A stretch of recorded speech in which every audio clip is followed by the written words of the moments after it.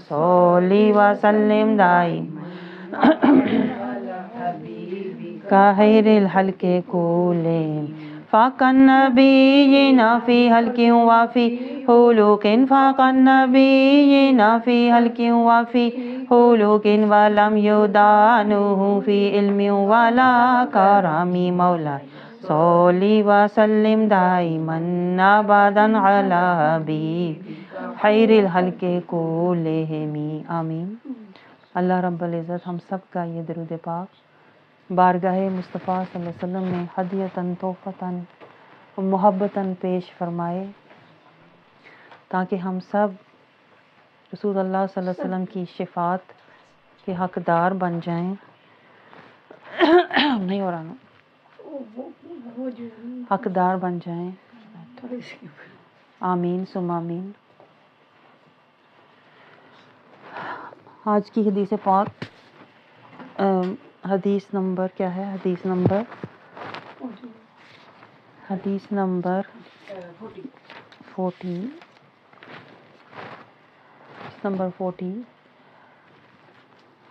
جس میں رسول اللہ صلی اللہ علیہ وسلم دیکھیں ہمیں کیا ارشاد فرما رہے ہیں، اور نیا باب شروع ہو رہا ہے حدیث پاک کا۔ اگر آپ دیکھیں فصل فی حق المسلم علی مسلم، ایک مسلمان کا دوسرے مسلمان پر کیا حق ہے،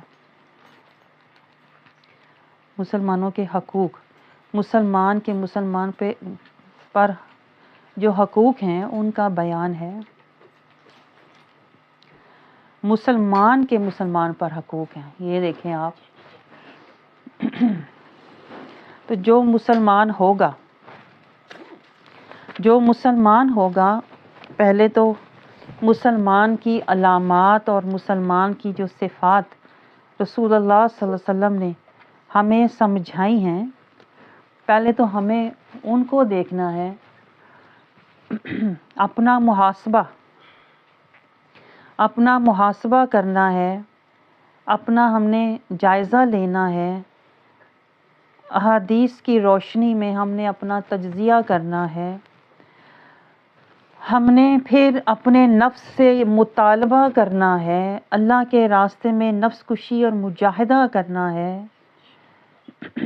اپنی روح سے ہم نے رابطہ کرنا ہے، قرآن کو ہم نے ذریعہ بنانا ہے، حدیث کو وسیلہ بنانا ہے، تاکہ ہم رسول کی بارگاہ میں پیش ہو کر کلمے کا وعدہ اور صراط المستقیم کا راستہ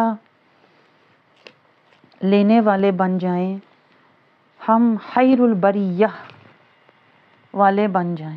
دیکھیں ہمارا احادیث پڑھنے کا مقصد صرف یہ ہے کہ ہم خیر البریہ والے بن جائیں۔ آپ سمجھ رہے ہو؟ تو جب تک ہم نے احادیث کی روشنی میں، تناظر میں احادیث پڑھ کے اپنا جائزہ لینا سیکھیں، ساتھ ساتھ کہ جو کچھ رسول اللہ صلی اللہ علیہ وسلم فرما رہے ہیں، کیا وہ علامات، کیا وہ صفات، کیا وہ عادات میرے اندر ہیں؟ آپ کو سمجھ آ رہی ہے؟ ہمارا پورا ایک دیکھیں چیپٹر ہم نے مکمل کیا ہے جس میں رسول اللہ صلی اللہ علیہ وسلم نے مسلمان کی ہمیں پہلے علامات سمجھائی ہیں۔ مسلمان کی علامات رسول اللہ صلی اللہ علیہ وسلم نے ہمیں سمجھائی ہیں کہ اس میں یہ صفات ہونی چاہیے۔ آپ پہلے وہ جائزہ لیں کہ ہمارے اندر وہ ساری صفات اور علامات ہیں جو ہم نے احادیث میں پڑھی ہیں، اور جو خلاصتاً اگر میں آپ کے سامنے رکھوں، اب تک رسول اللہ صلی اللہ علیہ وسلم نے ہمیں ایک مسلمان بننے کے لیے کیا سمجھایا ہے؟ سمجھایا ہے کہ مسلمان وہ ہوتا ہے جس کے ہاتھ اور زبان سے دوسرا مسلمان محفوظ ہو۔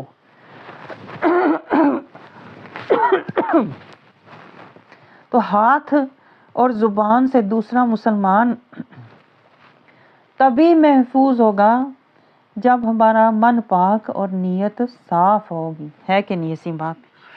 اگر دل کے اندر کینہ، بغض، حسد، تکبر، ریاکاری ہو تو پھر انسان کبھی بھی اپنی زبان سے دوسروں کو محفوظ نہیں رکھ سکتا، وہ کبھی بھی حقیقی مسلمان نہیں ہو سکتا۔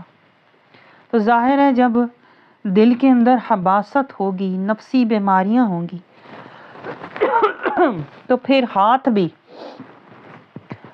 بھی کسی کو تکلیف دینے سے پیچھے نہیں ہٹے گا۔ تو آپ کو سمجھ آ رہی ہے، رسول اللہ صلی اللہ علیہ وسلم ہمارے باطن کی اصلاح فرما رہے ہیں کہ پہلے اپنے باطن کو پاک کرو، ہے کہ نہیں ایسی بات؟ پہلے باطن کو پاک کرو۔ ہم تو صرف ظاہر اور تن کو پاک کرتے ہیں نا، لیکن رسول اللہ صلی اللہ علیہ وسلم ہمیں من کا تزکیہ، طہارت اور تقویٰ سمجھا رہے ہیں۔ جب تک دیکھیں من میں تزکیہ اور طہارت نہیں ہوگی، دل میں خشیت نہیں ہوگی، تب تک ہمیں من کا تقویٰ ہی حاصل نہیں ہو سکتا۔ اور اگر تقویٰ ہی نہیں ہے تو پھر ہم مسلمان ہی نہیں ہیں، پھر ہم دنیا سے ڈریں گے، اللہ سے نہیں ڈریں گے۔ آج آپ مجھے بتائیں، آپ کیا یہ ہمارا حال ہے کہ نہیں؟ ہمیں یہ ڈر ہوتا ہے کہ فلاں کو پتہ چل جائے گا تو وہ کیا کہے گی، فلاں کو میری بات پتہ نہ چلے، میں نے فلاں کی بات کی ہے اس کو پتہ نہ چلے۔ لیکن جس کے دل میں تقویٰ ہوتا ہے نا، وہ دنیا سے نہیں ڈرتا، وہ سب سے زیادہ اللہ سے ڈرتا ہے۔ آپ سمجھ رہے ہو؟ وہ کسی کو معلوم ہونے سے پہلے اس کو یہ پتہ ہوتا ہے اللہ کو معلوم ہے، اس لیے وہ اپنی زبان کو اور اپنے ہاتھ کو ہمیشہ روک کے رکھتا ہے، حد میں رکھتا ہے، لوگوں کے لیے نہیں، اللہ کے لیے، رب الناس کے لیے، جو لوگوں کا رب ہے اس کے لیے۔ اور یہ ایک مسلمان کی سب سے بڑی نشانی ہوتی ہے کہ وہ اپنی زبان اور ہاتھ سے کسی کو تکلیف نہیں دیتا، اور دوسروں کے لیے بھی وہی پسند کرتا ہے، جیسے دوسرے میری باتیں نہ کریں میرے پیچھے، مجھے برا نہ کہیں، اسی طرح ایک مسلمان دوسروں کے پیچھے ان کی باتیں نہیں کرتا، جو اپنے لیے پسند کرتا ہے وہی دوسروں کے لیے پسند کرتا ہے۔ اس لحاظ سے آپ سوچیں کیا ہم مسلمان بھی ہیں؟ یہی تو میں بار بار آپ سے کہتی ہوں، سوالیہ انداز سے اپنے آپ سے پوچھا کریں، ٹٹولا کریں اپنے آپ کو، کبھی تنہائی میں بیٹھ کے اپنی حرکتوں اور عادتوں کا نا جائزہ لیا کریں، خود اپنا ہی تجزیہ لیا کریں، کیونکہ اس سے پہلے کہ دیکھیں اللہ ہمارا محاسبہ کرے، اللہ کے آگے ہم پیش ہوں، اللہ ہمارا حساب لے۔ ایک مسلمان وہ ہوتا ہے جو ہر وقت اپنا حساب خود لیتا ہے، اپنا محاسبہ خود کرتا ہے، اپنا جائزہ خود لیتا رہتا ہے، اور اپنا نفس سے مطالبہ کرتا ہے اور مجاہدہ کرتا ہے اور روح سے رابطہ کرتا ہے اور من کا تزکیہ حاصل کرتا ہے، تاکہ جب وہ اللہ کے پاس جائے تو من پاک اور نیت صاف لے کر جائے، اللہ کے پاس جائے تو نفس طیبہ لے کر جائے، نفس مطمئنہ لے کر جائے۔ آپ سمجھ رہے ہیں؟ تو ہمارا مقصد دیکھیں، حدیث پڑھنا نہ میرا مقصد صرف سننا ہے، نہ آپ کا مقصد صرف سن کے بلا دینا ہونا چاہیے، بلکہ ہمارا مقصد اصلاح اور فلاح ہونا چاہیے۔ یہ میں آپ کو بار بار باتیں سمجھاتی ہوں اور آپ کے آگے دہراتی اس لیے ہوں کہ شیطان ہمیں بلاتا ہے کہ نہیں؟ شیطان ہمیں کہتا ہے یہ بات پہلے بھی سنی نہیں ہے تو نے، یہ کتنی بار سنا ہوا ہے، لیکن پوائنٹ یہ سننے کا نہیں ہے، پوائنٹ یہ ہوتا ہے کہ عمل کیا ہے کہ نہیں۔ یہ تو آپ بچپن سے سنتے آ رہے ہیں، کلمہ پڑھنے والا مسلمان ہے، قرآن پڑھنے والا مسلمان ہے، نماز پڑھنے والا مسلمان ہے، لیکن بات صرف پڑھنے اور سننے کی نہیں ہے۔ جو رسول اللہ ہمیں سمجھا رہے ہیں وہ بات عمل کرنے کی ہے، کہ ہم پڑھنے کے ساتھ ساتھ اپنا جائزہ بھی لیں، اپنا محاسبہ بھی کریں اور اپنا تجزیہ بھی کریں اور اپنی اصلاح بھی کریں، تاکہ ہم فلاح کی طرف جانے والے بن جائیں. لیکن ہم فلاح کی طرف اس لیے نہیں جاتے کہ ہم سمجھتے ہیں ہمیں سب پتہ ہے. اسی بات ہے کہ نہیں؟ ہمیں سب پتہ ہے کہ ہم سارے مسلمان ہیں، تو سارے جو مسلمان ہیں نا آپس میں سارے بھائی بھائی ہیں، بہنیں ہیں. لیکن عملی طور پر جو مسلمان کی شرائط ہے نا، جو قوانین ہیں اور جو حدود ہیں، ہم اس پر عمل ہی نہیں کرتے. یہ جو رسول اللہ صلی اللہ علیہ وسلم ہمیں سمجھا رہے ہیں نا، یہ شرائط ہیں کہ مسلمان کی یہ شرائط ہیں کیا کہ وہ اپنے ہاتھ اور زبان سے اپنی مسلمان بہن کو تکلیف نہ دے. آپ سمجھ رہے ہو؟ کوئی ایسی بات نہ کرے جس سے اس کے دل کو تکلیف ہو، اس کے دل کو رنج ہو، یا اس کا جانی یا مالی نقصان ہو. لیکن ہم کیسے مسلمان ہیں؟ ہم تو ڈھونڈ کے باتیں نکالتے ہیں. ہم تو ڈھونڈتے ہیں کسی کی کوئی کمزوری پتہ چلے، کوئی حامی پتہ چلے، کوئی کجی کمی برائی پتہ چلے تو ہم اس کو آگے پھیلاتے بھی ہیں اور دوسروں کو اس کی طرف لاتے بھی ہیں، اور پھر جتاتے بھی ہیں کہ فلاں ٹائم تو میں نے تیری مدد کی تھی، فلاں ٹائم تو میں نے تجھے مشورہ دیا تھا، میں نے تجھے اچھی بات کی تھی. یہ بھی دیکھیں، زبان سے کسی کو ہرٹ کرنے میں آ جاتا ہے کہ آپ اس کو یاد دلائیں اور جتائیں اور بتائیں کہ میں ہی تیرا ساتھ دیا تھا، میں نے ہی تیری مدد کی تھی. کرتے ہیں کہ نہیں ہم ایسے؟ اور بلا جھجک کرتے ہیں، اور اس کو ہم سمجھتے ہیں بڑی ہوشیاری ہے کہ مجھے یاد آ گیا کہ میں نے بھی اسے بتایا ہے، میں نے بھی اسے جتا دیا کہ میں تو تیرے کام آئی تھی فلاں ٹائم، میں نے تو تیری مدد کی تھی. آپ سمجھ رہے ہیں؟ جن باتوں کو ہم چلاکیاں اور ہوشیاریاں سمجھتے ہیں نا، وہ باتیں اصل میں نفس اور شیطان کی مکاریاں ہوتی ہیں. لیکن ہمیں پتہ ہی نہیں، کیونکہ یہ جو دور ہے نا، اس دور میں نفس کی مکاری اور عیاری کو لوگ سمجھداری کا نام دیتے ہیں کہ نہیں؟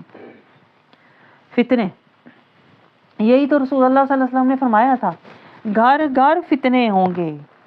جو سچے لوگ ہیں وہ چھپتے پھریں گے اور جھوٹوں کی عزت ہوگی. جو جتنا مکار ہوگا، جو جتنا عیار ہوگا، جو جتنا چال باز ہوگا، لوگ ہوشیار اس کو کہیں گے اور اس کو اتنا ہی سمجھدار کہیں گے اور اس کی عزت بھی کریں گے. لیکن جو حق والا ہوگا انہی کو لوگ برا بھلا کہیں گے. جو حق کا رستہ دکھائیں گے اور حق پہ چلیں گے انہی کو لوگ برا کہیں گے اور انہی سے لوگ بچیں گے. بروں سے نہیں بچیں گے، حق والوں سے بچیں گے. یہ جس دور میں ہم رہ رہے ہیں نا، یہ وہ دور ہے. کیونکہ برائی اب برائی رہی نہیں ہے، گناہ اب گناہ رہا نہیں ہے، بلکہ گناہ کو اب لوگ عقل مندی اور ہوشیاری سمجھ کے کرتے ہیں کہ جو فیشن ہے وہ کرو، جو سب کہہ رہے ہیں وہ کرو. تو گناہ کو اب لوگ گناہ نہیں کہتے کہ جو رب کہہ رہا ہے وہ کرو، جو شریعت ہے وہ کرو. اب یہ کہنے والے لوگ نہیں رہے دنیا میں، نہیں رہے نا. جو شریعت ہے وہ کرو، جو رب کا حکم ہے اس پہ چلو، اب یہ یاد دلانے والے رہے ہی نہیں ہیں. اور جو یہ یاد دلائے وہ سب سے برا ہے. سمجھ رہے ہو آپ؟ کیونکہ وہ رسموں اور رواجوں پہ نہیں چل رہا، وہ آپ کی خوشیوں کے راستے پر آپ کو نہیں چلا رہا، وہ آپ کو حق کا رستہ دکھا رہا ہے. تو وہی برا لگتا ہے سب کو، اور دل میں بھی لوگ اسی کو برا جانتے ہیں کہ بھئی جو سب کر رہے ہیں وہ کیوں نہیں کر رہا.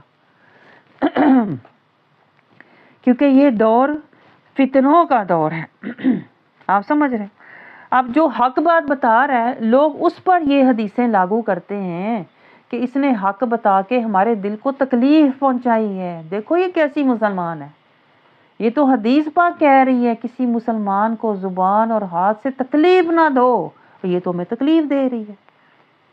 آپ کو سمجھ آ رہی ہے؟ اب یہ زمانہ ہے جس میں ہم بیٹھے ہوئے ہیں کہ لوگ حق کو فتنہ بنا کے پیش کرتے ہیں، اور حق والوں کے ساتھ لوگ ایسا سلوک کرتے ہیں، یہ فسادی ہیں. حق والوں کو فسادی کہا جاتا ہے اور حق باتوں کو فتنہ کہا جاتا ہے کہ یہ فتنہ پھیلا رہی ہے اور یہ فساد پیدا کر رہی ہے، ہمارے گھر میں فساد پیدا کر رہی ہے.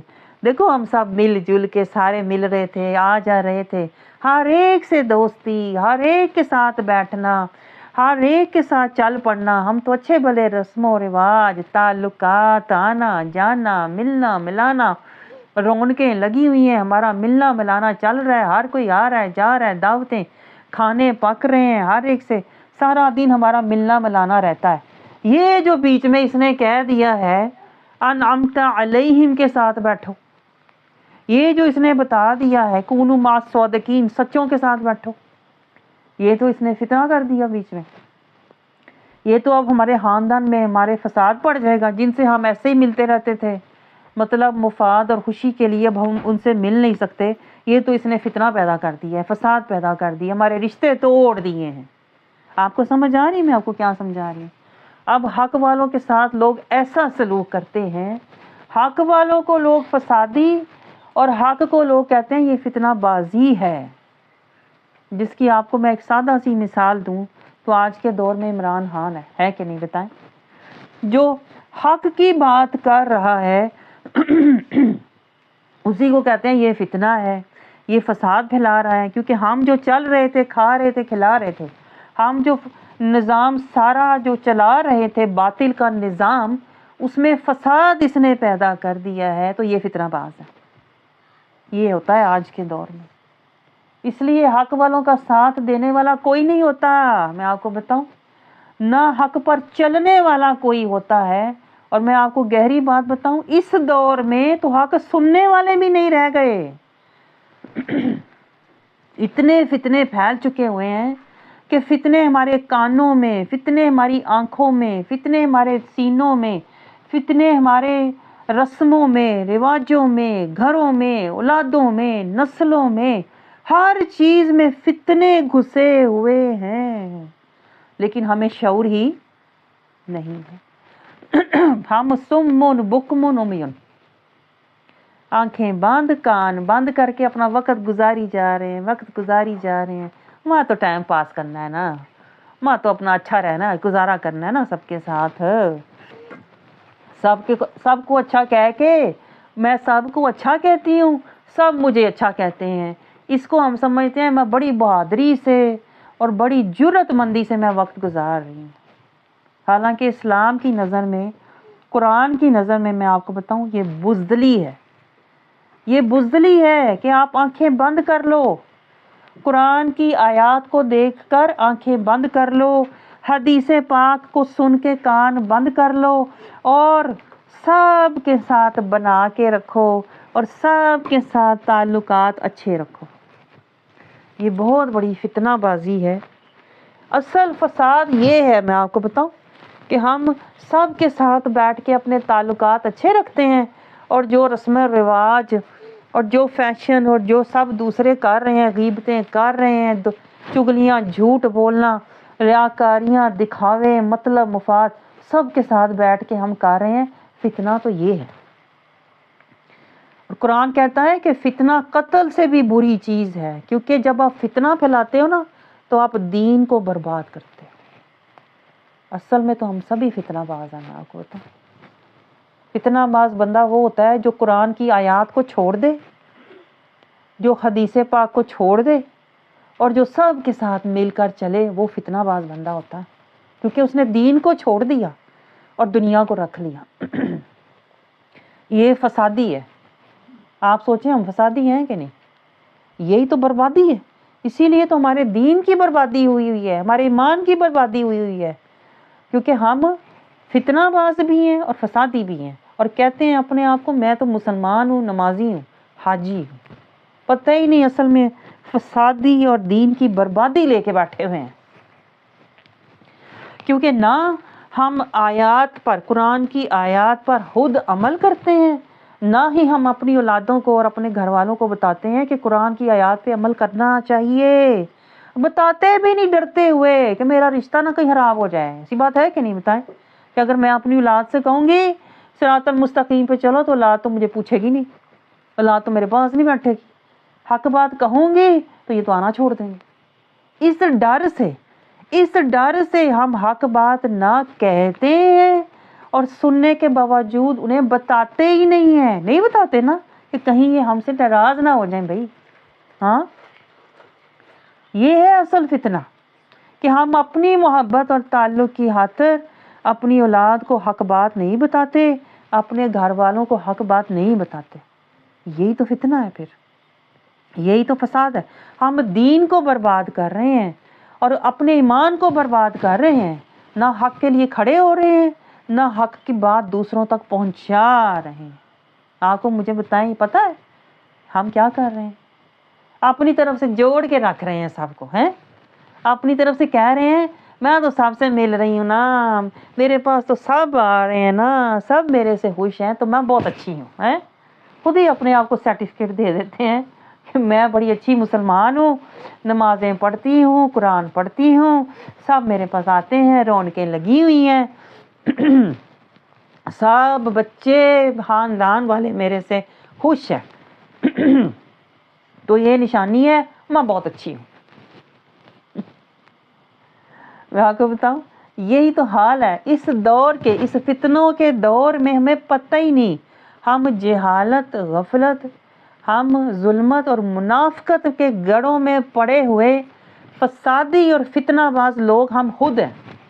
آپ کو میں بتاؤں، کیونکہ ہم قرآن کو پڑھ کے بھی نظر انداز کرتے ہیں، حدیث کو سن کے بھی بھلا دیتے ہیں، اور وہ باتیں کرتے ہیں جس سے دوسرے خوش ہوں. حق بات نہیں کرتے، تواصو بالحق و تواصو بالصبر نہیں کرتے، امر بالمعروف و نہی عن المنکر نہیں کرتے. وہ باتیں کرتے ہیں جس سے دوسرے خوش ہوں. اللہ کو خوش نہیں کرتے، دوسروں کو خوش کرتے. اللہ یاد نہیں دلاتے، ایک دوسرے کی خوشی اور مزے کی باتیں اور فائدے کی باتیں یاد دلاتے ہیں. یہی تو فتنہ ہے. اور فتنہ کسے کہتے ہیں؟ اور فتنہ باز لوگوں سے قرآن کہتا ہے جہاد کرو جب تک یہ فتنہ چھوڑ نہ دیں. ہم نے جہاد کیا کرنا ہے؟ ہم تو خود فتنہ کر رہے ہیں کہ نہیں؟ ہمیں تو پتہ ہی نہیں نفس کشی کیا ہوتی ہے، ہمیں تو پتہ ہی نہیں حدود اللہ کیا ہے، خشیت اللہ کیا ہے. میں نے اپنی زبان کو روکنا ہے، میں نے اپنے دل کو روکنا ہے، نظر کو روکنا ہے، سماعت کو، دماغ کو روکنا ہے. حدود اللہ میں ہمیں تو خود نہیں پتا کہ میری باؤنڈری وال کہاں ہے. حدود اللہ، خشیت اللہ میں نے رک جانا ہے. بھلے میری اولاد ہے، بھلے میرا خاندان ہے، بھلے میرا فائدہ ہے یا نقصان ہے، میں نے رک جانا ہے امر بالمعروف پہ، اور میں نے چھوڑ دینا ہے نہی عن المنکر کو. آپ کو سمجھ آ رہی ہے؟ اسی لیے تو میں آپ کو بتا رہی ہوں ہماری تو کوئی حدود ہی نہیں، کوئی قیود ہی نہیں، کوئی نفس کشی نہیں. تو پھر ہم مسلمان بھی تو نہیں ہیں نا. اسی لیے تو ہم مسلمان نہیں ہیں. ہم فسادی بھی ہیں، فتنہ بازی بھی کرتے ہیں، ہم شر انگیزی بھی کرتے ہیں، ہم فتنہ پروری بھی کرتے ہیں، نفس پروری بھی کرتے ہیں، لیکن ہم حق پرور نہیں ہیں، ہم ایمان پرست نہیں ہیں، کیونکہ ہم دنیا پرست ہیں، مال پرست ہیں، مفاد پرست ہیں. آپ مجھے بتائیں مسلمان کی کون سی علامت ہے جو ہم میں ہے؟ تو جب علامتیں ہی نہیں ہیں تو پھر حقیقت بھی تو نہیں ہے نا. علامتیں ہی نہیں ہے تو حقیقت بھی نہیں ہے. میں آپ کو بتا دوں یہ خوش فہمیاں، خوش گمانیاں جو ہے نا، یہ ساری شیطان نے ہماری آنکھوں پہ پردے ڈالے ہوئے ہیں. تو پیدائشی مسلمان، تو کلمہ گو مسلمان، تو نمازی مسلمان، تو قرآنی مسلمان، تو حاجی مسلمان، تو دنیا مسلمان، دنیاوی مسلمان. دیکھ سب کہتے ہیں تو بڑی اچھی ہے، تو اچھی ہے. دیکھ تیرا دل کہتا ہے تو اچھی ہے، تو اچھی ہے. اندر سے نفس ہمیں جھوٹے تسلیاں دیتا ہے، باہر سے شیطان جھوٹے گمان دیتا ہے، اور ہمیں اسی گڑھے میں وہ گاڑ کے رکھتا ہے ظلمت، جہالت، غفلت اور منافقت کے، اور اوپر سے ہمارے اوپر جھوٹی تسلیاں ڈالتا رہتا ہے. تو نمازی ہے نا، دیکھ اس دور میں تو نماز پڑھتی ہے، کتنی بڑی بات ہے. دیکھ تو اس ملک میں رہ کے تو کلمہ پڑھ رہی ہے، قرآن پڑھ رہی ہے، تو عرشی مسلمان ہے. یہ سارے جھوٹے شیطان ہمیں سرٹیفکیٹ دیتا ہے تو نیک ہے، تو پہنچی ہوئی ہے، تو بڑی بزرگ ہستی ہے. یہ شیطان ہمیں نفس کے ساتھ مل کر ہمیں جکڑتا ہے.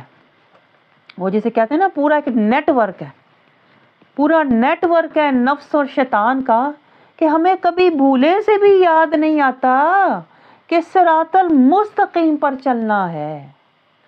کبھی ہمیں بھول کے بھی خیال نہیں آتا کلمے کا وعدہ نبھانا ہے. کبھی ہمیں کبھی بھولے سے بھی یاد نہیں آتا قرآن کی آیات کو صرف پڑھنا نہیں ہے، ان پر عمل کرنا ہے۔ نہیں آتا نا تو کتنی زندگی ہماری گزر گئی ہے، گزر چکی ہوئی ہے نا۔ اب تو صرف کہتے ہیں نا وہ اب تو صرف کنارہ رہ گیا۔ آپ سوچیں کتنے سخت نفس اور شیطان کے پردے اور حجابات اور جال اور فریب ہوتے ہیں کہ انسان کو ہوش ہی نہیں آنے دیتے، اور ہم اپنے آپ کو بڑا ہوش مند، بڑا عقل مند اور بڑا سمجھدار اور دنیا دار سمجھ کے بیٹھے ہوتے ہیں۔ پتہ ہی نہیں کہ شیطان نے کتنا ہمیں جکڑا ہوا ہے، پکڑا ہوا ہے۔ جیسے وہ اسپائڈر جو ہوتا ہے مکڑی کے جالے میں، جیسے جالا ہوتا ہے اس میں وہ مکڑی کو جکڑ کے رکھتا ہے نا، اس طرح شیطان نے ہمیں جکڑ کے پکڑ کے رکھا ہوا ہے، زینتوں میں، راحتوں میں، آسائشوں میں، محبتوں میں، رونقوں میں۔ ہمیں ہوش ہی نہیں آتا کہ میری زندگی کا راستہ کیا ہے، مقصد کیا ہے، منزل کیا ہے، کلمہ کیا ہے، وعدہ کیا ہے، اسوہ حسنہ کیا ہے۔ ہمیں ہوش ہی نہیں آتا، نہیں آتا نا۔ بتائیں آپ حال اپنا دیکھ لیں، آپ سب اپنا اپنا حال دیکھ لیں، کیونکہ یہ میں حال کی باتیں کر رہی ہوں، یہ صرف کال کی باتیں نہیں ہیں۔ کال کی باتیں ہوتی ہیں پڑھی پڑھائی، جو میں نے سامنے پڑھ لی وہ میں نے کر دی۔ میں کال کی باتیں نہیں کر رہی آپ سے، میں من کے حال کی باتیں کر رہی ہوں۔ اور حال کی باتیں ہر کوئی نہیں کر سکتا۔ میں آپ کو بتاؤں، حال کی باتیں وہ لوگ کرتے ہیں جنہیں اللہ نے معرفت دی ہوتی ہے۔ آپ کو سمجھ آ رہی ہے؟ سنت، شریعت، طریقت، اطاعت اور پھر حقیقت اور معرفت کا درجہ آتا ہے۔ معرفت ایک اعلیٰ درجے کا علم ہوتا ہے۔ جن کے پاس معرفت کا علم ہوتا ہے نا، یہ وہ حال کی پھر باتیں، حقیقت کی باتیں وہ کرتے ہیں۔ آپ کو سمجھ آ رہی ہے؟ تو رسول اللہ صلی اللہ علیہ وسلم بھی دیکھیں ہمیں حال بدلنے کے لیے سمجھا رہے ہیں کہ ایک مسلمان اپنے حال سے، یعنی عملی طور پر اپنی زبان سے کسی کو تکلیف نہ دے۔ اس کا مطلب صرف یہ نہیں کہ صرف زبان سے تکلیف نہ دے، دل میں اس کو جو مرضی کہتا رہے، نہیں۔ اس کا مطلب یہ ہے زبان سے بھی اس کو اچھا کہے اور دل میں بھی اس کو اچھا جانے۔ ہمارے ہاں تو اتنی منافقت ہے نا، ہمارے اندر اتنا دوغلا پن ہے، ہمارے اندر اتنا دکھاوا اور اتنی ریاکاری ہے ہم لوگوں میں۔ ہم زبان سے کسی کی تعریف کر رہے ہوں گے، دل میں اسی کو برا سمجھ رہے ہوتے ہیں۔ ہوتا ہے کہ نہیں بتائیں؟ ہم تو دکھاوے والے مسلمان ہیں، ہم حدیث والے اور قرآن والے مسلمان نہیں ہیں۔ یہی تو رونا ہے کہ مسلمان ہوئے بھی تو کیسے؟ دکھاوے والے۔ کاش آیتوں والے، قرآن والے، کاش مدینے والے مسلمان ہوتے۔ آپ سمجھ رہے ہو؟ تو رسول اللہ صلی اللہ علیہ وسلم کے در پہ دیکھیں بیٹھنے کا مقصد یہی ہوتا ہے کہ ہمارا حال بدلے، اور حال تبھی بدلے گا جب من جاگے گا۔ شیطان نے ہمارے من کو، جیسے ہم نے اس میں آیت مبارکہ میں پڑھا تھا، غلف، پردے ڈالے ہوئے ہیں، اتنے پردے ڈالے ہوئے ہیں۔ یہ نفس کے پردے، نفس کے اندر کون سے پردے ہوتے ہیں؟ دکھاوا، ریاکاری، چغلیاں، حسد، کینہ، بغض، نفرت، دشمنی، تکبر، یہ سارے نفس کے پردے ہوتے ہیں۔ اور باہر سے پھر شیطان پردے، اور باہر سے شیطان ڈالتا ہے۔ شیطان کیا کہتا ہے؟ زینتیں، راحتیں، رونقیں، اولادیں، خواہشیں، محبتیں، مرتبے شیطان باہر سے دکھاتا ہے۔ تو آپ سوچو، اندر سے نفس کے اور باہر سے شیطان کے، یہ دونوں ہمیں کیسے بیچ میں جکڑ کے رکھتے ہیں کہ ہمیں ہوش ہی نہیں آتا۔ یعنی زندگی کی مہلت ختم ہونے کا وقت آ گیا، ہم ابھی تک مسلمان ہی نہیں، ابھی تک قرآن ہی نہیں ہمارے سینے میں، ابھی تک ایمان ہی نہیں ہمارے سینے میں، ابھی تک فرقان ہی نہیں حاصل ہوا، ابھی تک ایقان ہی نہیں حاصل ہوا۔ آپ سمجھ رہے ہو؟ ابھی تک راضی رحمان حاصل ہی نہیں ہوا، کیونکہ اندر نفس اور باہر شیطان نے اتنی بری طرح ہمیں جکڑا ہوا ہے کہ ہمیں ہوش ہی نہیں آ رہا اللہ نے ہمیں کیا مقصد اور راستہ اور وعدہ اور کلمہ اور مجاہدہ اور کون سا منزل اور نفس مطمئنہ کے لیے بھیجا ہوا ہے. اور جو کاغذی شیطان نے ہمیں ظاہری اور کاغذی مسلمان ہمیں بنایا ہوا ہے نا کہ تو نے نماز پڑھ لی تو تو مسلمان ہے، ہم کاغذی مسلمان بن کے خوش ہو رہے ہیں. حقیقی قرآنی نورانی ایمانی اور رحمانی مسلمان نہیں ہوئے، ابھی تک نہیں ہوئے. آپ کو سمجھ آ رہی؟ اسی لیے دیکھیں جب موت کا فرشتہ آئے گا پہلے وہ یہ حقیقت کھولے گا، پہلے وہ یہ حقیقت کھولے گا یا ایتھا النفس الحبیثہ. اس نے پہلے یہ پردہ ہٹانا ہے کہ تیری کیا حقیقت تھی. تو من کا حبیث تھا، حباست والا تھا، اور زبان سے تو کلمہ، زبان سے تو قرآن پڑھتا تھا، دعوے کرتا تھا مسلمانی کے، لیکن اندر تو تیرے حباست تھی. اس لیے فرشتہ سب سے پہلے آ کے کہے گا، حقیقت بتائے گا، پردے ہٹائے گا، ہوش دلائے گا، ہوش کر، اب تو جانے کا وقت آ گیا ہے، اب بھی ہوش کر لے. تجھے ہوش نہیں آ رہی، پھر فرشتہ کہے گا یا ایتھا النفس الحبیثہ، اے حبیث نفس، اے حباست میں رہنے والے اٹھ جا، اب تو بہت دیر کر دی تم. تجھے اتنے موقع ملے تھے مسلمان ہونے کے، تجھے ہر روز موقع دیا گیا سمجھنے کا، تفکر، تدبر، تفقہ، نصیحت لینے کا، لیکن تو نفس کے جکڑ اور شیطان کے اثر میں اتنی بری طرح پکڑا ہوا تھا کہ تو نے اپنے آپ کو چھڑانے کی کوشش ہی نہیں کی، آزاد کرنے کی کوشش ہی نہیں کی، حق دیکھنے کی تو نے کوشش ہی نہیں کی. آنکھیں تھیں لیکن تو اندھا رہا، دل تھا لیکن تو پردوں میں رہا، کان تھے لیکن حق نہیں سنا. تو نے حق کی سارا جو تجھے مہلت دی تھی حق نے، حق کے لیے، حق نے مہلت دی ہے حق کے لیے، تو نے اس کو حق کی طرف نہیں لگایا، تو نے وہ ساری اپنی مہلت کو دنیا کے لیے اور نفس کی خوشی کے لیے برباد کر دیا. تو میں آپ کو یہ سب کیوں کہہ رہی ہوں؟ جاگو، ابھی بھی وقت ہے، خدا را جاگو. پہلے مسلمان تو بنو، پھر متقی بننا، پھر مومن بننا. تو یہ مسلمان کا بیان ہے کہ مسلمان اب کب بنیں گے. دیکھیں ہم سیدھا عبادات کی طرف دوڑتے ہیں، میں وضو کر کے نماز پڑھ لوں میں اچھا مسلمان. حالانکہ مسلمان کا آغاز جو ہوتا ہے نا وہ عبادات سے نہیں ہوتا، معاملات سے ہوتا ہے. اور معاملات سے بھی پہلے احساسات سے ہوتا ہے. احساسات درست کرو، کسی پر ظلم نہ کرو، کسی سے حسد، کینہ، بغض، نفرت دل میں، تکبر، ریاکاری دل میں نہ رکھو. آپ کو سمجھ آ رہی ہے کہاں سے عبادت کا آغاز ہوتا ہے؟ احساسات اور جذبات سے. اگر ہمارے احساسات درست نہیں ہے نا پہلے، اگر ہم دیکھیں جن باتوں سے رسول اللہ نے منع کیا ہے یہ سارے احساسات ہیں، آپ غور کر کے دیکھیں.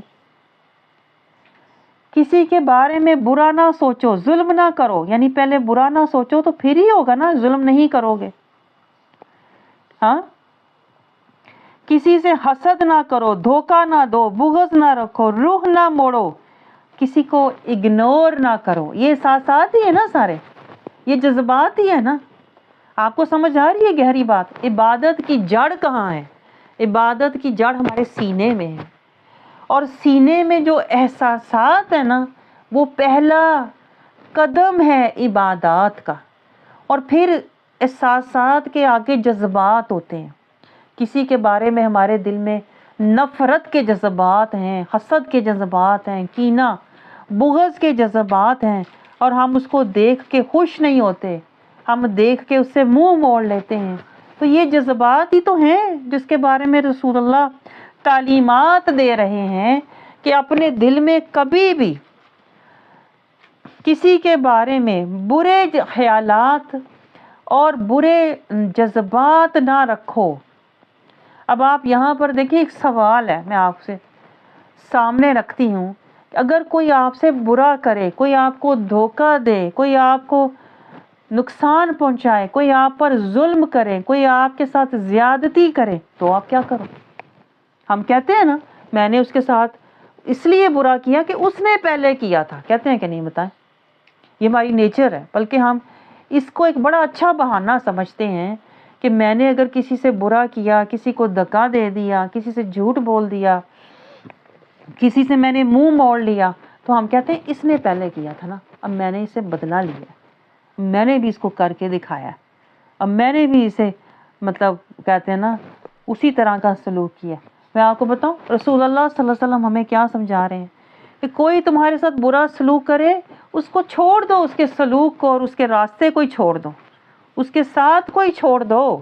کیونکہ جو مسلمان ہی نہیں ہے، جو مسلمان ہی نہیں ہے، مجھے بتائیں، جو مسلمان ہی نہیں، تمہیں اس کا ساتھ چاہیے کیوں؟ قرآن جہاں سے ساتھ شروع کرتا ہے نا، دیکھیں ہمیں تو شعور بھی نہیں ہے ساتھ کہاں سے شروع ہوتا. کونوا مع الصادقین، قرآن ہمیں جہاں سے کہہ رہا ہے نا ساتھ لو کسی کا، صادقین، سچوں کے ساتھ بیٹھو. لیکن ہم تو خاندان اور اپنوں اور دوستوں کے ساتھ بیٹھتے ہیں نا، اس لیے ہمارے دماغ میں ہر وقت کینہ، بغض، حسد، نفرت، تکبر، ریاکاری، دکھاوا، یہ ہر وقت ہمارے اندر یہ آگ لگی رہتی ہے. کسی نہ کسی کا حسد چل رہا ہوتا ہے، کسی نہ کسی کا کینہ، کسی نہ کسی کا بغض، کسی نہ کسی کے نفرت کے جذبات. وہ لے ذرا میں اس کو بتاؤں گی، اب میں اس سے ملوں گی نا میں بھی اس کو دکھاؤں گی. یہ ہمارے اندر کیوں چلتا رہتا ہے؟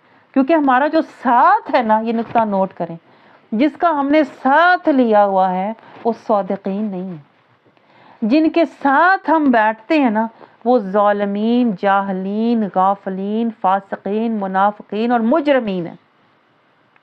اور جب ایسے لوگوں کے ساتھ آپ بیٹھو گے نا تو آپ کے اوپر بھی اثرات آئیں گے. وہ جھوٹ بولے گا، آپ کے دل کو تکلیف ہوگی. کوئی آپ سے کینہ بغض رکھے گا، آپ کو افسوس ہوگا کہ میں تو اس کے ساتھ اچھا کر رہی ہوں، یہ کیوں میرے ساتھ ایسا کر رہی ہے، میں تو کبھی اس کا برا. ہوتا ہے کہ نہیں بتائیں؟ ہم کسی کے ساتھ اچھے، آنیسٹ، مخلص ہو کے چل رہے ہوتے ہیں، اگلا بندہ آپ کو دھوکہ دے جاتا ہے، آپ سے مطلب کے لیے آپ کو یوز کر رہا ہوتا ہے، آپ سے اپنا مفاد نکال رہا ہوتا ہے، تو آپ کو کتنا دکھ ہوتا ہے. آپ کہتے ہو میں نے تو ایسا نہیں کیا تھا، پھر اس نے میرے ساتھ کیوں؟ پھر ہمارے اندر سوال اٹھنے شروع ہو جاتے ہیں، میں ہی کیوں، ہر دفعہ میرے ساتھ ہی کیوں ایسے ہوتا ہے. تو اس کی وجہ کیا ہے؟ اس کی وجہ یہ ہے کہ جو ساتھ ہم نے لیا تھا نا وہ ساتھ کے قابل ہی نہیں تھا. تو غلطی تو ہماری ہے نا، لیکن ہم اللہ پہ سوال کرنے لگ جاتے ہیں. میں اکثر لوگوں کو دیکھتی ہوں اللہ پہ سوال اٹھانے لگ جاتے ہیں، میں تو اچھا کیا تھا، اس نے کیوں برا کیا، میں تو اس کا ساتھ دیا تھا، اس نے کیوں مجھے دھوکہ دیا تھا. تو ہمیں یہ پھر شیطان آ کے ورگلاتا ہے کہ دیکھ تو نے اچھائی کی، تیرے ساتھ برائی ہوئی. کہتا ہے کہ نہیں آ کے شیطان ہمیں؟ پھر شیطان کہتا ہے آئندہ نہ اچھائی کرنا، تو نہ اچھی بن، تجھے کوئی ضرورت نہیں کسی کے ساتھ اچھا بنے. شیطان ہمیں آ کے تو اکسانا شروع ہو جاتا ہے، اندر سے نفس ورگلانا شروع ہو جاتا ہے، اور ہم جو ہے نا مایوسی میں اور ڈپریشن میں چلے جاتے ہیں کہ مجھے تو اچھا کر کے برا ہی ملتا ہے، دوسروں کے ساتھ اچھا سلوک کرنے کے باوجود لوگ میرے ساتھ برا سلوک. تو پوائنٹ یہ ہے کہ پہلے آپ دیکھا کریں آپ کس کے ساتھ چل رہے ہیں. وہ ساتھ کے کہتے ہیں نا قابل بھی ہے، کرائٹیریا اس معیار کے مطابق جو ساتھ کے لائق لوگ ہوتے ہیں اس معیار پر وہ آپ کا ساتھی اتر بھی رہا ہے کہ نہیں. اگر ہم ہر ایرے غیرے کے ساتھ بیٹھ جائیں گے، ظالم، جاہل، غافل، فاسق، منافق کے ساتھ چل پڑیں گے، تو ظاہر ہے ایسے لوگوں کی فطرت سانپ کی ہوتی ہے، کسی کی بچھو کی ہوتی ہے، کسی کی فطرت لومڑی کسی ہوتی ہے، کسی کی بھیڑیے کسی ہوتی ہے. تو انہوں نے تو اپنی فطرت کے مطابق ڈنگ مارنا ہی ہے نا، حملہ کرنا ہی ہے نا. آپ جتنا مرضی اچھا کرو، لیکن جو ظالم، جاہل، غافل، فاسق لوگ ہیں وہ اپنی فطرت کو نہیں چھوڑتے.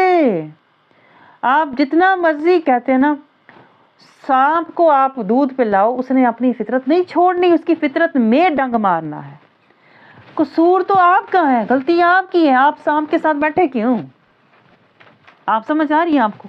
آپ نے سانپ کو ساتھ بٹھایا کیوں؟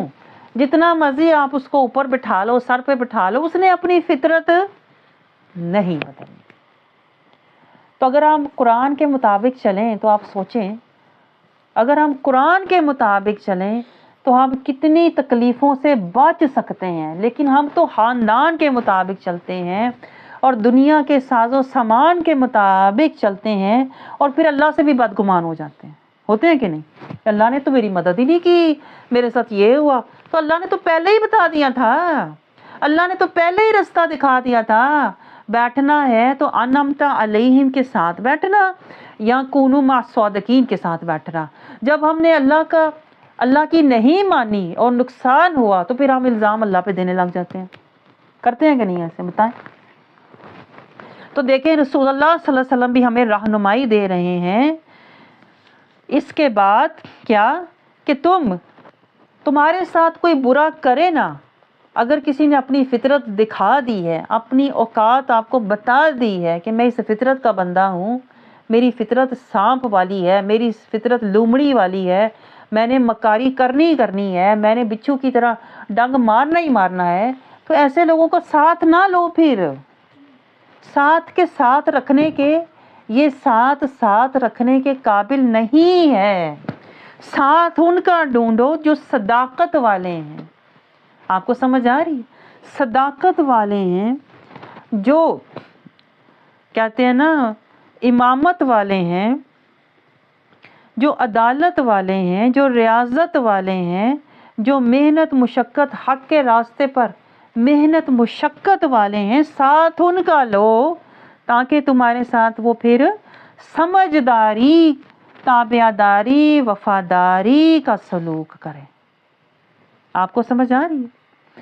تو جو ایک مسلمان ہوتا ہے وہ اپنے مسلمان بھائی کو، اول تو مسلمان ڈھونڈے سے نہیں ملتا، میں آپ کو بار بار کہتی ہوں، کیونکہ اس فتنوں کے دور میں ہم نے معاشرتی برائیوں کو اپنایا ہوا ہے، ہم نے رسمی رواجی اور خاندانی عادتوں کو اپنایا ہوا ہے، ہم نے قرآن کی آیتوں کو نہیں اپنایا نا، ہم نے رسول اللہ صلی اللہ علیہ وسلم کی حدیثوں کو نہیں اپنایا، اس لیے ہم قرآنی اور نورانی مسلمان نہیں ہیں.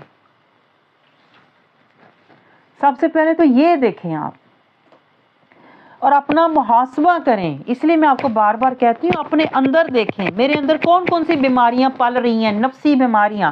حسد ہے، میں کسی کی اچھائی دیکھ کر فوراً میرے دل میں آتا ہے کہ اس کے پاس یہ اچھائی نہ رہے، یہ اچھی چیز نہ رہے، میں چھین لوں اس سے، کاش اس کو نہ ملتی مجھے مل جاتی، یہ کیوں، میں کیوں نہیں. یہ جب خیالات اور جذبات اور احساسات آتے ہیں نا، اس کا مطلب ہے آپ کے اندر حسد کی بیماری ہے. جب آپ کو یہ پتا چلے نا میرے اندر حسد کی بیماری ہے، تو آپ اس بیماری سے لڑو، اس بندے سے نہ لڑو. ہم یہ کرتے ہیں، ہم اس بندے سے لڑنا شروع ہو جاتے ہیں.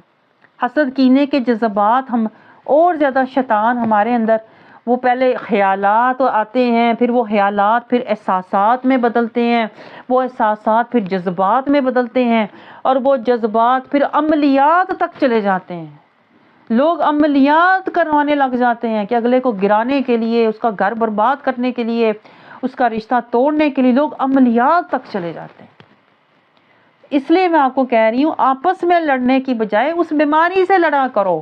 اور اس بیماری سے کیسے لڑنا ہے کہ اگر میری کوئی مسلمان، پہلے تو مسلمان بہن ہو، اس کے بارے میں اگر میرے دل میں کوئی ایسا منفی خیال آیا ہے تو اپنی اس بہن کو تحفہ دو، اس کو ہدیہ دو، اس سے جا کے ملو، تاکہ میرے دل میں وہ جو حسد کے خیالات اور جذبات اور احساسات شیطان نے پیدا کیے نا، ان کی نفی کرو فوراً. ان کو کاٹو، ان کو پالو نہیں، ان کو بڑھاؤ نہیں کہ وہ بڑھتے بڑھتے میرے دماغ پہ چھا جائیں اور میں تعلق ہی ختم کر دوں کہ مجھے اس سے اب بہت نفرت ہو گئی ہے. ہم تو یہ کرتے ہیں نا، بیماری سے نہیں لڑتے، اس مسلمان بہن سے جا کے لڑنا شروع ہو جاتے ہیں، حسد کینہ اور بغض کی وجہ سے اس سے تعلق ختم کر لیتے ہیں. تو یہی تو میں بتا رہی ہوں آپ کو، ہمارے اندر تو مسلمانوں کی نہ تو کہتے ہیں نا علامات ہیں، نہ صفات ہیں، کیونکہ ہماری ساری حرکات اور عادات تو وہ ہیں جو منافقین اور کافرین اور جاہلین کی ہوا کرتی تھیں. اور پھر ہم رسول اللہ صلی اللہ علیہ وسلم کی حدیث مبارکہ جب ہم پڑھتے ہیں نا، جس میں اللہ تعالیٰ نے مسلمانوں کی صفات اور شانیں بیان کی ہوئی ہیں، تو ہم کہتے ہیں یہ ہم ہیں. کیا حال کیا ہوا ہے، سوچیں ہم نے اپنے دین کا. من کی خبر نہیں، قرآن کی خبر نہیں، ایمان کی خبر نہیں، اور کہہ رہے ہیں میں مسلمان ہوں اور یہ درجہ مجھے بھی حاصل ہے جو رسول اللہ صلی اللہ علیہ وسلم دیکھیں اس حدیث پاک میں فرما رہے ہیں، عن ابی ہریرہ رضی اللہ عنہ عن رسول اللہ صلی اللہ علیہ وسلم قال حق المسلم علی المسلم خمس، ایک مسلمان کے دوسرے مسلمان پر 5 حق ہیں۔ 5 حق تو تب ہوں گے نا جب ہم پہلے مسلمان کے درجے پر ہوں گے۔ آپ کو سمجھ آ رہی ہے؟ لیکن آج کل میں آپ کو بتاؤں زبانی کلامی دعوے دار آپ کو بہت مل جائیں گے، بلکہ ہر دوسرا بندہ ایسے لگتا ہے اپنے حق کا دعوے دار پھر رہا ہے تو بھئی میں مسلمان ہوں، میں نے سلام کیا تو جواب نہیں دیا، میں بیمار ہوا تو میری خبر نہیں لینے آئے ہیں، اور فلاں کا جنازہ تھا تو گئے نہیں، یہ کیسی مسلمان ہے، یہ کیسا مسلمان ہے، میں تو دعوت دی میرے گھر آؤ، دیکھو آئے ہی نہیں ہیں، دیکھو یہ کیسی مسلمان ہے۔ ہم تو ان باتوں کو الزامات بنا لیتے ہیں، دوسروں پر حملہ کرنے کا ہم اس کو وجہ بنا لیتے ہیں، بجائے اس کے کہ ہم اپنی اصلاح کرتے، اپنی فلاح کرتے، ہم رسول اللہ صلی اللہ علیہ وسلم کی حدیث کو استعمال کرتے ہیں دوسرے پر حملہ کرنے کے لیے۔ ہم اتنے گرے ہوئے لوگ ہیں نا، اتنے گھٹیا لوگ ہیں ہم کہ ہم حدیث پاک سے دوسروں پر حملے کرنے لگ جاتے ہیں۔ کرتے ہیں کہ نہیں بتائیں؟ تو فلاں کو میں نے بلایا تھا، دیکھو وہ آئی نہیں، دیکھو فلاں کو میں نے اسلام کیا، اس نے جواب نہیں دیا۔ اپنا ہمیں پتہ ہی نہیں ہے کیا ہم وہ مسلمان ہیں، کیا ہم اس کیٹیگری میں آتے ہیں، اس کرائٹیریا میں آتے ہیں، اس مقام پر ہم فائز ہیں جو ایک مسلمان کا ہونا چاہیے۔ جو رسول اللہ صلی اللہ علیہ وسلم نے پہلے حقوق بتائے ہیں کہ ایک مسلمان دوسرے مسلمان سے حسد نہ کرے، دھوکہ نہ دے، بغض نہ رکھے، روح نہ موڑے، اپنے مسلمان بھائی کو ذلیل نہ کرے، اس کو حقیر نہ سمجھے، اس کی جان اور مال اور عزت پر حملہ نہ کرے، اس کو تنہا نہ چھوڑے، اس کے ساتھ زیادتی نہ کرے۔ کیا ہم ایسے ہیں؟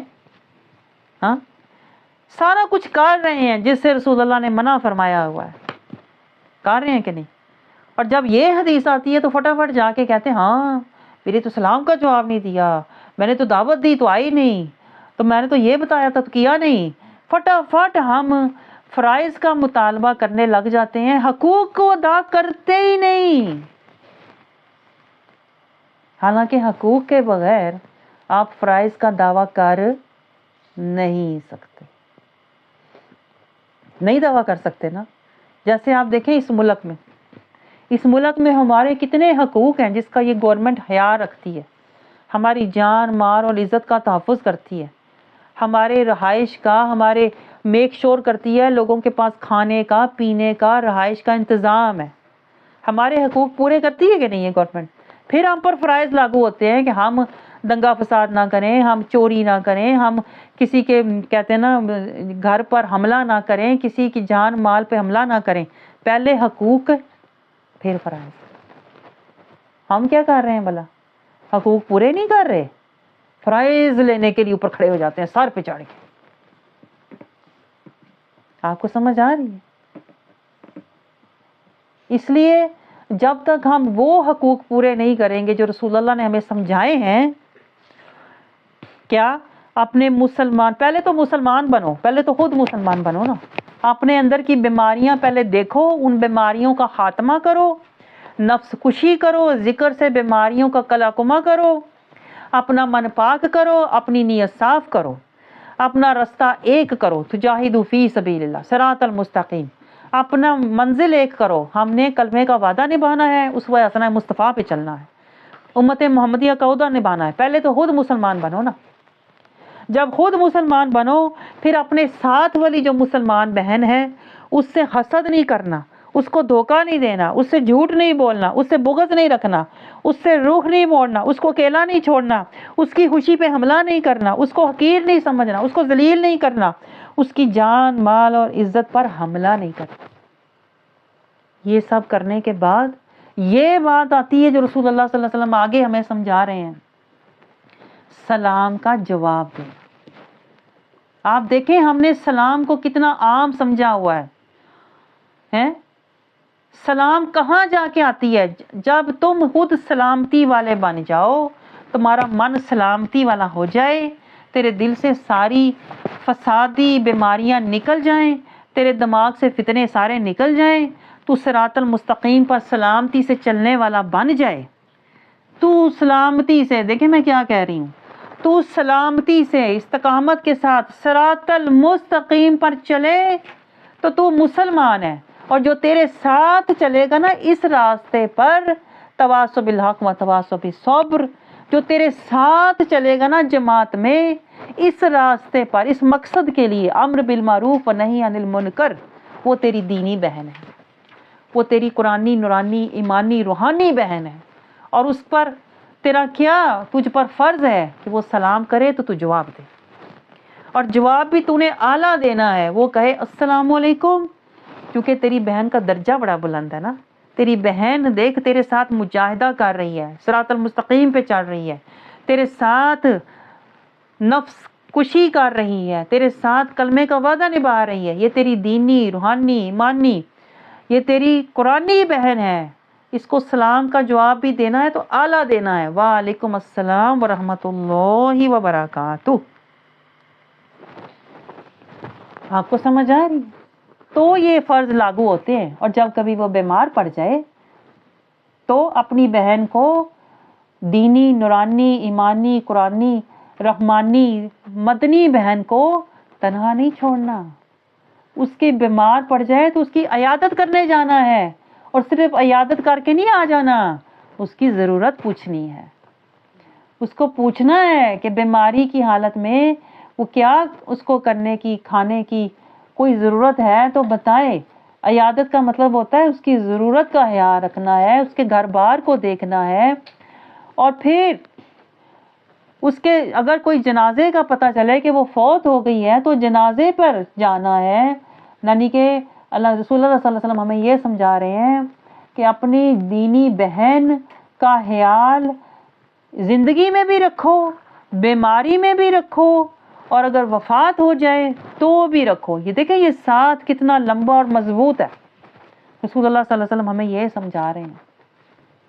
ایک حقیقی، ایک قرآنی، ایک دینی، ایک روحانی، ایک ایمانی مسلمان بہن جو ہوتی ہے اس کا تعلق اتنا مضبوط ہے کہ قبر تک چلتا ہے، بلکہ قبر سے آگے حشر تک یہ ساتھ چلتے ہیں۔